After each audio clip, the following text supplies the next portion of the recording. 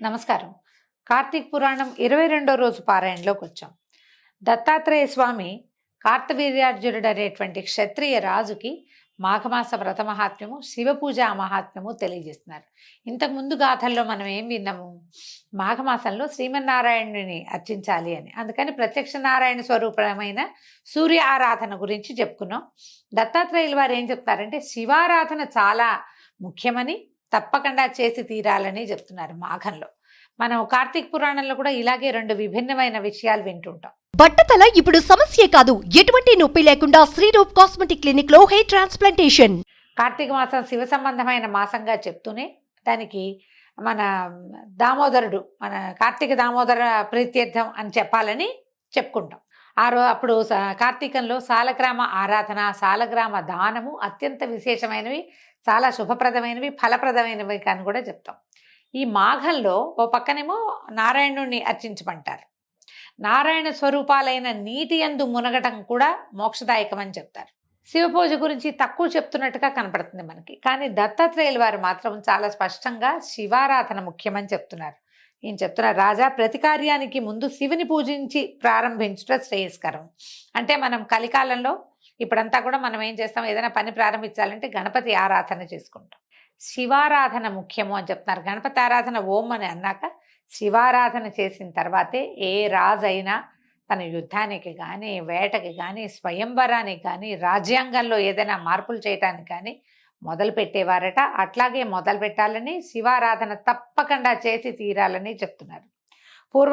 పూర్వం త్రేతాయుగంలో కూడా శ్రీరామచంద్రమూర్తి రావణాసురుని చంపడం కోసం, సీతాదేవిని రక్షించుకోవడం కోసం, రావణుడిని వధించడం లేదా శిక్షించడం కోసం ఏం చేశారు, సముద్రం మీద వారధిని నిర్మింపజేసి అతడు ఒక శివలింగాన్ని ప్రతిష్ఠించి దానికి పూజలు చేసిన తర్వాత, శివధ్యానం చేసిన తర్వాతే తన పని మీద వెళ్ళి రావణాసురుణ్ణి వధించగలిగాడు. అయితే మనకి రామాయణం ప్రకారం ఈయన ఏదో ఆరాధన చేసేవాళ్ళు, కానీ రాముల వారు ఇలా కనపడదు. ముందే శివ పూజ చేసి వెళ్ళాడు అనేది మనకు తెలీదు. కానీ ఆరాధన మాత్రం తప్పకుండా చేసేవారు. సముద్రుణ్ణి అడిగి ప్రాయోపవేశం చేస్తానని చేసి అతని మీద విల్లు ఎక్కుపెట్టి అతనిని ఒప్పించి ఇది వేశారు, వారధి వేశారు. వేసిన తర్వాత రావణాసురుడిని వధించారు, సీతాదేవిని వెనక్కి తెచ్చుకున్నారు. అయితే రావణాసురుడు జన్మతః బ్రాహ్మణుడు అవటం వల్ల రావణాసురుడే కాదు, రాక్షసుల్లో అందరూ కూడా ఇంచుమించుగా అందరూ కూడా కశ్యప ప్రజాపతి సంతానంగా చెప్పబడతారు. వాళ్ళు కశ్యప ప్రజాపతి అంటే బ్రహ్మ యొక్క కుమారుడు కాబట్టి ప్రజాపతులందరూ కూడా బ్రహ్మ సంతానమే. ప్రజాపతులది ఏంటి, ప్రపంచాన్ని పెంచండి అని చెప్పి వీళ్ళకి ఆజ్ఞిస్తే ఆ రకంగా దేవతలు, రాక్షసులు, దానవులు వీళ్ళందరూ పుట్టారు. ప్రజాపతికి, కశ్యప ప్రజాపతికి ఉన్నటువంటి భార్యల వల్ల, ఒక్కొక్క భార్య వల్ల ఒక్కొక్క రకం సంతానం లభించింది ఆయనకి. దేవతలు కూడా కశ్యప ప్రజాపతి సంతానమే. అదితి వల్ల ఆదిత్యేయులు అంటే వీళ్ళు అమరులు లభించారు, దేవతలు లభించారు కుమారులుగా. తర్వాత దితి వల్ల దైత్యులు అంటే రాక్షసులు. దితి యొక్క తర్వాత సంతానం వాళ్ళ కుమారుడు, వాళ్ళ కుమారులు, వాళ్ళ కుమారులు, ఇక మనవలు పెరుగుతారు కదా. క్రమంగా సంతానం పెరిగి వీళ్ళందరూ కూడా కశ్యప ప్రజాపతి సంతానం అవటం వల్ల బ్రహ్మహత్యాపాతకం తనకు అంటుకుంటుందని రాముల వారు ఏం చేశారు, ఎన్నో శివలింగాల్ని స్థాపించారు. బ్రహ్మహత్యాపాతకాన్ని పోగొట్టుకోవాలంటే శివారాధన అత్యంత ముఖ్యమైనదిగా కార్తవీర్యార్జునుడికి దత్తాత్రేయుల వారు బోధిస్తున్నారు. నువ్వు చేసిన ఏ పాపాన్ని పోగొట్టుకోవాలన్నా శివారాధన చేయాలి. ఏ క్రియలో అయినా మనం జయం సంపాదించాలన్నా కూడా శివారాధన చేయాలి. శివారాధనతో అటాచ్మెంట్ కలిగినటువంటి ఒక ప్రత్యేక ఆరాధన గంగా నదిలో స్నానము, శివార్చన, ఈ రెండు మోక్షప్రదాలు. మనకి చాలా చెప్పబడ్డాయండి మోక్షదాయకమైన విషయాలు. అందులో ఈ రెండు ఒక ప్రత్యేక కాంబినేషన్గా చెప్తారనమాట. దీనికి ఏం చెప్తున్నారు మనం చూడండి. మన శ్రీలంకకి దగ్గరలో ఉన్న రామేశ్వరంలో రామేశ్వరలింగం శ్రీరాముడు ప్రతిష్ఠ చేసింది. ఆంజనేయ స్వామిని పంపించి శివలింగాన్ని తేవడానికి పంపించారు. స్ఫటికలింగాన్ని తెచ్చాడు ఆయన వచ్చే లోపల ముహూర్తం మించిపోతుందని సీతాదేవి తయారు చేసిన సైకత లింగాన్ని అంటే ఇసుక లింగాన్ని రామేశ్వరంలో గర్భగృహంలో ప్రతిష్ఠ చేశారు శ్రీరాముల వారు. తర్వాత వచ్చిన ఆంజనేయ స్వామికి కష్టం కలగకుండా ఆయన తెచ్చిన శివలింగాన్ని కూడా ఇంకో చోట ప్రతిష్ఠ చేశారు. రెండు లింగాలు చూడాలి మనం. ఆంజనేయుల వారు తెచ్చింది చూడాలి, సీతాదేవి ప్రతిష్ఠ చేసింది చూడాలి. రెండు రాముల వారితోటే ప్రతిష్ఠ చేయబడ్డాయి. చాలా విశేషంగా కనపడుతుంది. ఇట్లా మనకి హైదరాబాద్ చుట్టుపక్కల ప్రాంతాల్లో కీసరగుట్టలో కూడా రాముల వారి ప్రతిష్ఠ చేసిన శివలింగం ఉందని చెప్తారు. ఈ రామేశ్వర లింగాలు ఎన్ని ఉన్నాయో భారతదేశం అంతా ఆయన తిరిగి వచ్చేటప్పుడు అయోధ్యకి చేరే లోపల చాలా చోట్ల శివలింగాలు ప్రతిష్ఠ చేశారు. ప్రత్యేకంగా చెప్పబడతాయన్నమాట. అయితే ఎందుకని బ్రహ్మహత్యా పాతకాన్ని పోగొట్టుకోవటం కోసం రాముల వారు ఈ పని చేశారనమాట. ద్వాపర యుగంలో కూడా అర్జునుడు పెద్ద యుద్ధ సమయాలప్పుడు శివుని పూజించిన తర్వాతే యుద్ధరంగానికి వెళ్ళేవాడు. పరమేశ్వరుని పూజించి పనులు ప్రారంభించి కృతకృత్యులైన వారు ఎందరో ఉన్నారు. అంటే క్షత్రియుడైనటువంటి ఈయనకి కార్తవీర్యార్జునుడికి చెప్తున్నారు దత్తాత్రేయుల వారు, నువ్వు ఏ పని చేయబోయినా ముందు శివారాధన ముఖ్యంగా చెయ్యి, దానివల్లే నీ పనులు సానుకూలం అవుతాయని. స్త్రీలెందరో కూడా తమ శివ పూజలు చేసి తమ కోరికల్ని నెరవేర్చుకున్నారు. కావున పూజల యందు శివ పూజ అత్యంత శ్రేష్టమైనది.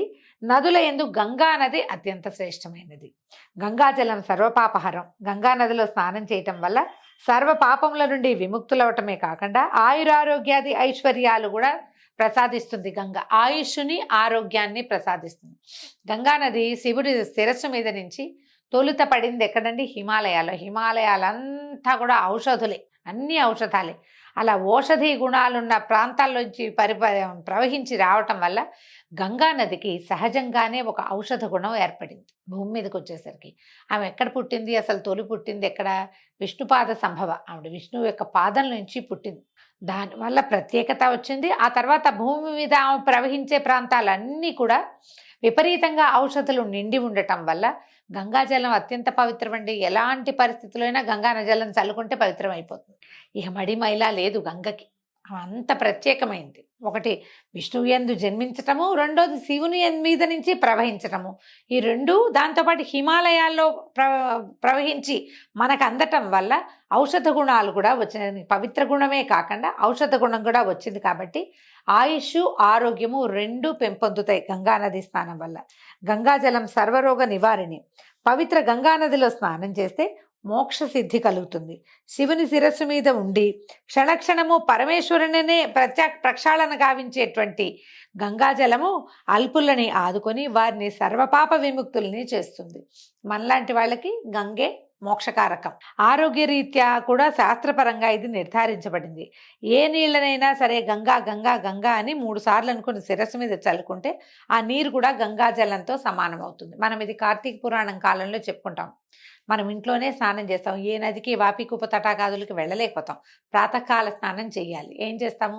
ఆ బకెట్లో చేసి బకెట్ మీద చేపెట్టుకుని హరగంగే అనుకోవటం. గంగే చేయమనే చేయవ గోదావరి సరస్వతి నర్మదే సింధు కావేరి జలేస్మిన్ సన్నిధిం కురు అని చెప్తాం. నా గంగాచ యమునా చైవ గోదావరి సరస్వతి 4 నదులు వచ్చినాయి కదా.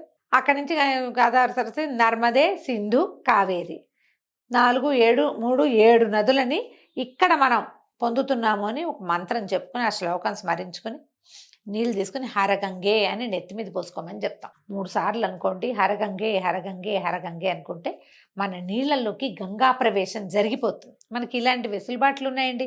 మనం ఢిల్లీ చుట్టుపక్కల ప్రాంతాలకే పరిగెత్తుకుంటూ వెళ్ళక్కర్లా. మన ఇంట్లో బకెట్లో కూడా గంగా నదిని ప్రత్యక్షం చేసుకోవచ్చు. ఎంత చక్కగా చెప్పబడ్డారేందో చూడండి. ఇది మంచి విషయం కదా.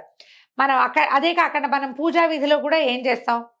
పూజ దగ్గర కూడా కలశాన్ని పెట్టుకుంటాం. ఒకటి కలశానికి గంధ పుష్పాక్షతలు సమర్పిస్తాం. గంధం పెట్టి బొట్టు పెడతాం. అక్షతలు పువ్వులు అక్షంతలు అందులో వేస్తాం. అందులో కూడా గంగే చెవిని చేవే గోదావరి సరస్వతి అని చెప్పుకుని ఆయాంతు ఏ గణేష పూజార్థమో శివ పూజార్థం దురితక్షయకారకలమైన అయినటువంటి నదీ జలాలు ఇందులోకి ప్రవేశించుగా కానీ కలశోదకంలోకి గంగని ఆహ్వానిస్తాం. గంగతో పాటు 7 పుణ్య నదుల్ని అక్కడికి పిలుచుకుంటాం. మన ఇంట్లో కనుక గంగాజలంవి ఈ కాశీ నుంచి తెచ్చిన చిన్న చెంబులు ఉన్నాయనుకోండి, ఒక్క చుక్క గంగాజలం అందులో వేసుకోవచ్చు. మనం ఎవరినో ముట్టుకోనుకోవడానికి వాళ్ళని ముట్టుకున్నాం, వాళ్ళు ఎవరో మన ఇంటికి వచ్చారు, మైల కలిసిపోయింది, పురుడు కలిసిపోయింది, పక్షిని కలిసిపోయింది, రకరకాల అనుమానాలు. ఇల్లు పవిత్రం చేసుకోవాలంటే ఏం చేయాలి?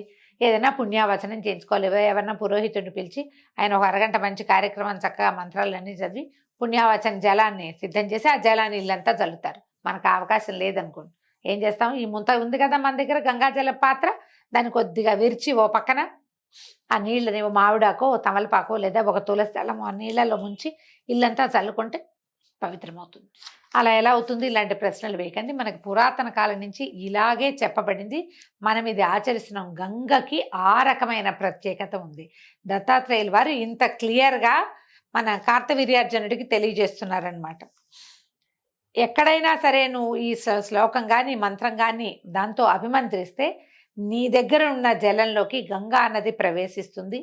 ఆ నీళ్ళని నువ్వు నెత్తిమీద చల్లుకున్నా కూడా నువ్వు పవిత్రుడవుతావు. ఈ గంగా జలము శ్రీమన్నారాయణుడి ప్రతిరూపము. ఏమిటంటే నారాయణుడు అంటున్నామా మనం.